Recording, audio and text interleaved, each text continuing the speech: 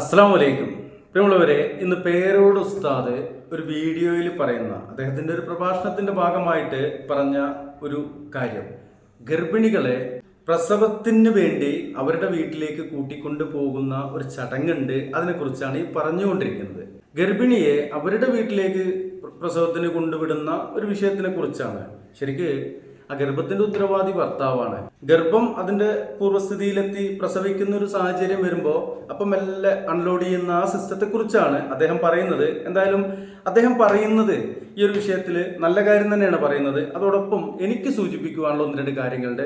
നമുക്ക് ഏതായാലും എന്താണ് ഉസ്താദ് അവിടെ പറയുന്നത് എന്നൊന്ന് കേൾക്കാം. പരിധികളില്ലാത്ത പ്രതികരണ വീഡിയോകളിലേക്ക് ഏവർക്കും സ്വാഗതം. ഓക്കെ. ഗർഭിണികളെ കൂട്ടിക്കൊണ്ടുപോകുന്ന ഒരു ചടങ്ങ് നമ്മളെ നാട്ടിലുണ്ട്. അങ്ങനെ ഒരു ചടങ്ങ് പ്രത്യേകം സുന്നത്തൊന്നും ഇല്ല, ഫർളും ഇല്ല. അടുത്താരോ ഒരാൾ എന്നോട് വിളിച്ച് ചോദിച്ചു, 7ാമത്തെ മാസത്തിൽ ഉസ്താദെ വിദേശത്തായി പോയി അവനും അവളും, 8ാമത്തെ മാസത്തിൽ ആ നാട്ടിൽ വന്നത് കൂട്ടാൻ പറ്റുമോ?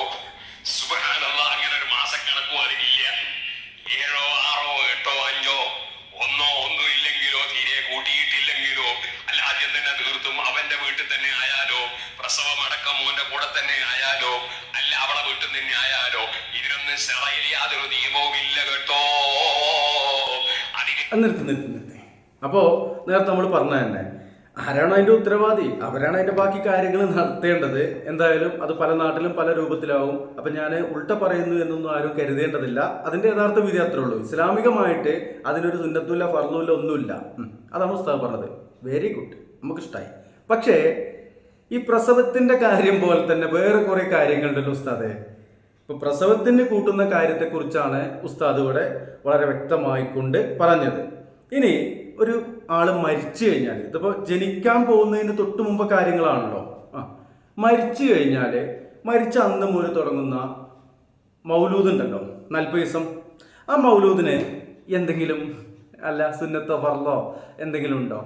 ആ മൗലൂദ് 40 ദിവസം, ചില ആളുകളൊക്കെ 40 ദിവസം അല്ലെങ്കിൽ 15-നൊക്കെ നിർത്തുന്നവരുണ്ട്. എത്രയാവട്ടെ, ഒരു ദിവസം മൗലൂദിന് ഒരു തെളിവുണ്ടോ?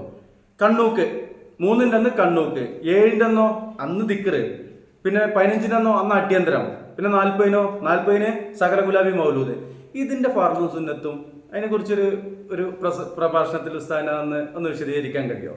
അതുപോലെ മറ്റു പലതരത്തിലുള്ള ഇതുപോലെയുള്ള കാര്യങ്ങളുണ്ടല്ലോ. ഈ പ്രസവത്തിന് കൂട്ടിക്കൊണ്ടുപോകുന്ന വിഷയത്തിൽ മാത്രം എന്തേ ഉസ്താദെ നിങ്ങൾക്ക് ഇങ്ങനെ ഒരു ഈ മാമൂലുകളൊക്കെ വന്നത് ഉസ്താദ്? നിങ്ങളെ കൂട്ടത്തിലുള്ള ആളുകള് ഓലിക്ക് അൽഫാത്തിഹ എന്ന് പറഞ്ഞിട്ട് ആ ദുആ ചെയ്യലുണ്ടല്ലോ, അതിനു വേണ്ടി അങ്ങനെ അതിനൊരു ദിവസം നോക്കലും അതുപോലെയുള്ള കാര്യങ്ങളും കൊണ്ട് തുടങ്ങിയതല്ലേ അല്ലേ? അപ്പോൾ അത് സംബന്ധമായിട്ടൊക്കെ പറയുകയാണെങ്കിൽ കുറെ പറയാണ്ട്, മാമൂലുകളായിട്ട്, നാട്ടുനടപ്പുകളായിട്ട്, നാട്ടാചാരങ്ങളായിട്ട് എന്തൊക്കെയാണ് നടന്നുകൊണ്ടിരിക്കുന്നത്.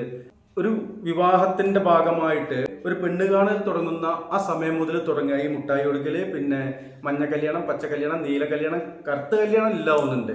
അതേപോലെ തന്നെ തക്കാരങ്ങളോട് തക്കാരങ്ങൾ. അതുപോലെ തക്കാരം എന്ന് പറഞ്ഞിട്ട് ആർക്കെങ്കിലും മനസ്സിലായിട്ടുള്ള സൽക്കാരാണ്. അമ്മായിമ തക്കാരം, അങ്ങനത്തെ തക്കാരം, ഇങ്ങനത്തെ തക്കാരം, അങ്ങോട്ടുതി തക്കാരം, ഇങ്ങോട്ടുതി തക്കാരം, അങ്ങനെ കുറെ ഉണ്ട്. അതിന്റെ അടിയിൽ കൂടിയാണ് പിന്നെ സുന്നത്തും ഫർളും ഇല്ല എന്ന് മാത്രമല്ല കുറെ ഹറാമുകളും കയറ്റി കൂട്ടിയിരിക്കുന്നത്. അതായത് ഈ ചെക്കൻ വരുന്ന സമയത്തുള്ള കുതുകുലങ്ങള്, കൂത്താട്ടങ്ങള്, അതുപോലെ എന്തൊക്കെയാണ് ഇല്ലേ? അപ്പൊ അതിനെക്കുറിച്ചൊക്കെ ഒന്ന് ഇടയ്ക്ക് കാര്യങ്ങൾ പറയുകയാണെങ്കിൽ ഈ അല്ലല്ലാത്തവർ വിളിച്ചു തേടാനല്ലത്. അതുപോലെ തരണം ഉപ്പാപ്പ, മക്കളെ തരണം ഉപ്പാപ്പ, ഉദ്ദേശങ്ങൾ പൂർത്തീകരിക്കണം ഉപ്പാപ്പ, നിരാശയാക്കരുതേ ഉപ്പാപ്പ. ഇവിടെ വരാൻ ഒരുപാട് തവണ വരാൻ, ഒരുപാട് വരാൻ ഞങ്ങൾക്ക് തൗഫീക്ക് നൽകണം. ഞങ്ങളിലൂടെ ആയിരക്കണക്കിന് മുഅ്മിനീങ്ങളെ ഇവിടെ നിങ്ങൾ എത്തിക്കണം. അതിന് ഞങ്ങൾക്ക് തൗഫീക്ക്.